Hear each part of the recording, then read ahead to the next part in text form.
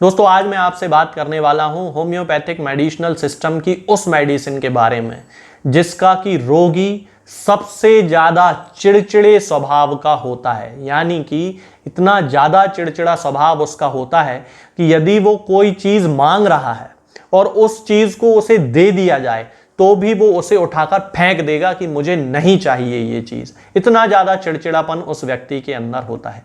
इस मेडिसिन का नाम है दोस्तों सिना। अब सामान्यतः सिना को लोग कृमि की दवा के रूप में जानते हैं कि यदि किसी बच्चे के एनस में खुजली चल रही है उसे सिना दे दो, वो ठीक हो जाएगी। होती भी है। ये जो दवा है ये राउंड वर्म के लिए सबसे अच्छी मेडिसिन मानी जाती है, लेकिन चिनूनों के लिए ये दवा नहीं होती। चिनूने यानी कि वो छोटे छोटे सफेद वर्म जो लैट्रिन के साथ निकलते हैं, ये उनके लिए नहीं होती। ये पेट के अंदर जो पटार और जो कीड़े होते हैं ये उनके लिए सबसे अच्छी दवा होती है। उस पटार के कारण भी एनस में यानी कि गुदा मार्ग में खुजली चलने की, दर्द होने की, इस तरह की शिकायत होती है। बार बार वहां पे खुजाना पड़ता है। वो पटार के यानी कि राउंड वर्म के कारण भी हो रहा होता है और वो थ्रेड वर्म यानी कि चिनूनों के कारण भी हो रहा होता है। लेकिन ज्यादातर होम्योपैथिक मेडिसिनल सिस्टम में सिना का जो उपयोग है वो राउंड वर्म के केसेस में किया जाता है। यदि व्यक्ति की लैट्रिन में, मल में उसके साथ सफेद छोटी छोटी वर्म दिखाई दे रही है तो सामान्यतः सिना का उपयोग नहीं किया जाता। अब कोई होम्योपैथिक फिजिशियन उसका उपयोग कर रहा है तो उसके दूसरे लक्षण देखना बहुत ज्यादा जरूरी होता है। तो इस वीडियो में मैं आपको सिना के उन्हीं लक्षणों के बारे में बताऊंगा जिनमें कि यदि वो लक्षण उस व्यक्ति में पाए जाते हैं तो बीमारी कोई भी हो, चाहे वो चिनूने हो यानी कि थ्रेड वर्म हो, चाहे वो पटार हो यानी कि राउंड वर्म हो, चाहे उसको टाइफॉइड हो, उसका स्वभाव हो, कुछ भी हो, यदि उसमें ये सिम्टम है तो वो दवा सिना उस व्यक्ति को दी जा सकती है। सबसे पहला कैरेक्टरिस्टिक सिम्टम कि ये जो पेशेंट होता है उसे नाक में टिप ऑफ द नोज या फिर अंदर की तरफ उसे बहुत ज्यादा खुजली चलने की शिकायत होती है। इतनी ज्यादा खुजली चलती है कि बच्चा यदि कोई है तो रात में सोते समय अपनी नाक को अपने पिलो से रगड़ता है, अपने तकिए से रगड़ता है, नाक में उंगली डालता रहता है, खुजाता रहता है और कभी कभी तो इतना ज्यादा खुजा देता है कि वहां से खून निकल आता है। ये सिना का पहला कैरेक्टरिस्टिक सिम्टम है। यदि ये किसी भी व्यक्ति में पाया जाता है, बच्चा हो, बड़ा हो, कोई भी हो, लेकिन यदि उसे कोई बीमारी है और उस बीमारी की अवस्था में उसे नाक में बहुत ज्यादा खुजली चल रही है और बहुत ज्यादा उसे नाक में उंगली रखने की, उंगली से स्क्रैच करने की, खुजाने की आदत है और उसको खुजा लेने के कारण कभी कभी खून भी वहां से निकल आता है, तो सिना उसकी मेडिसिन होगी, बीमारी कोई भी हो। इसका दूसरा कैरेक्टरिस्टिक सिम्टम होता है कि ये जो पेशेंट होता है, चाहे बच्चा हो चाहे बड़ा हो, रात में सोते समय अपने दांतों को किटकिटाता है। रात में सोते समय दांतों से kit kit kit kit kit kit की आवाज आती है, दांत एक दूसरे से टकरा रहे होते हैं।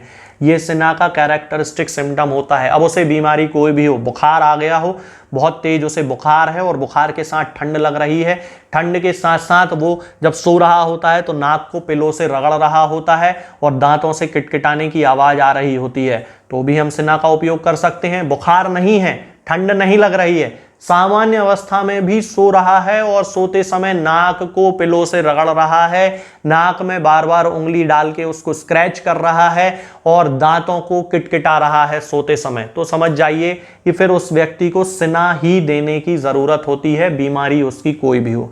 अब मेंटल सिम्टम की हम बात करते हैं। जैसा कि वीडियो की शुरुआत में मैंने आपको बताया था कि सबसे ज्यादा चिड़चिड़ा व्यक्ति होता है, कैमोमिला भी उतना ही ज्यादा चिड़चिड़ा होता है, लेकिन कैमोमिला और सिना में थोड़ा सा डिफरेंस होता है। सिना का क्या होता है कि सिना का जो पेशेंट होता है उस व्यक्ति को यदि कोई चीज दे दी जाए तो वो उसे उठा के फेंक देगा। कैमोमिला में भी वो जो चीज चाह रहा है उसे यदि दे दी जाए तो वो उसे उठा के फेंक देगा। तो डिफरेंशिएट कैसे करेंगे कि हमें कैमोमिला देना है या सिना देना है? तो सिना का जो पेशेंट होगा वो पूरे टाइम भूख भूख भूख भूख चिल्लाता रहेगा। कितना भी उसे खिलाते जाओ उसे भूख लगती ही रहेगी। क्यों?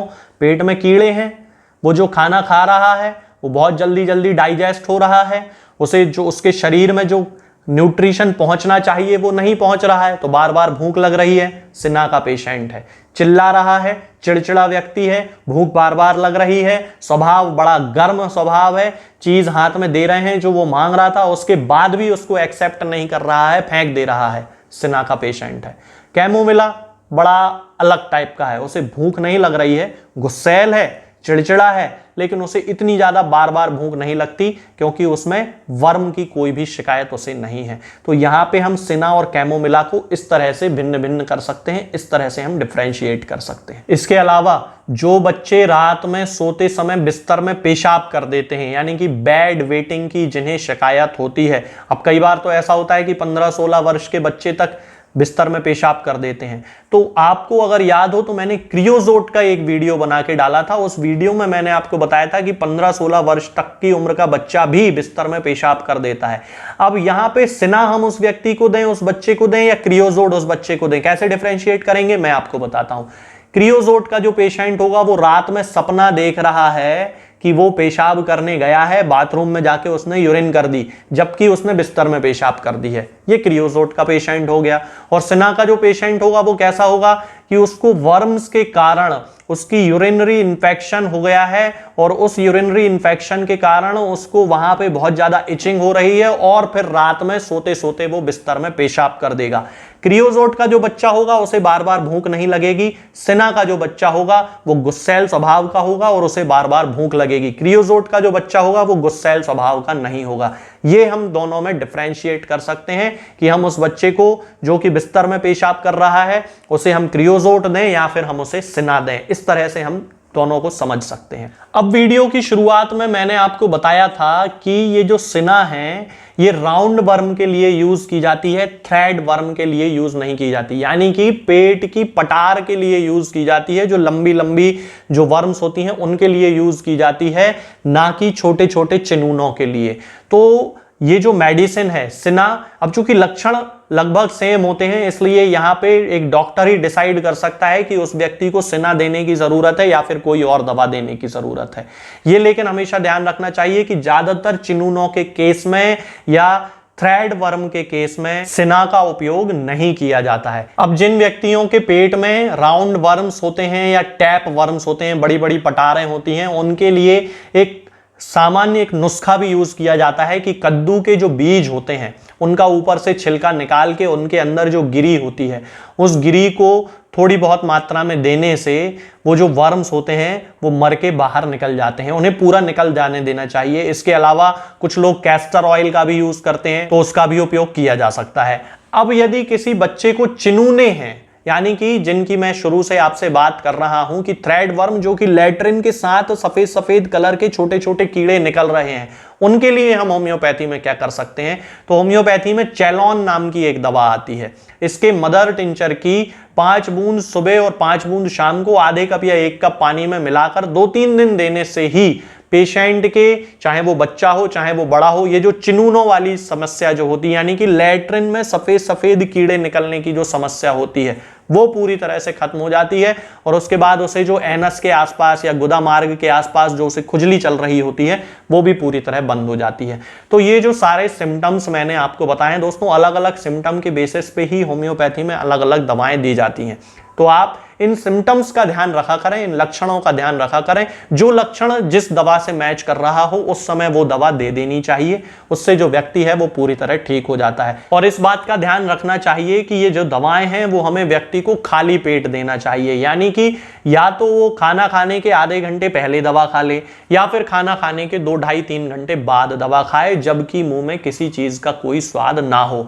इन चीजों का हमें ध्यान रखना चाहिए। ये जो दवाएं हैं, सिना हो या चैलॉन हो, कोई भी दवा हो, ये आपको किसी भी होम्योपैथिक मेडिकल स्टोर पे बड़ी आसानी से मिल जाएगी। होम्योपैथिक फार्मेसी मेडिकल स्टोर से आप ले सकते हैं, ऑनलाइन भी आप मंगा सकते हैं। लेकिन मैं किसी पेशेंट को ना कोई दवा बेचता हूं ना भेजता हूं। अभी कुछ समय से मैं अपने हर वीडियो में ये बताने लगा हूं। कारण यही है कि बहुत सारे लोग व्हाट्सएप पे मैसेज करते हैं दवाओं से संबंधित। तो चूंकि मैं केवल एक कंसल्टेंट फिजिशियन हूं, फार्मासिस्ट नहीं हूं, हमारी कोई फार्मेसी नहीं है, इसलिए किसी मरीज को ना दवा बेची जाती है ना भेजी जाती है। आज के इस वीडियो में दोस्तों फिलहाल इतना ही। आगे के वीडियोस में मैं आपसे बात करूंगा कुछ नई बीमारियों के बारे में और उनकी होम्योपैथिक दवाओं के बारे में।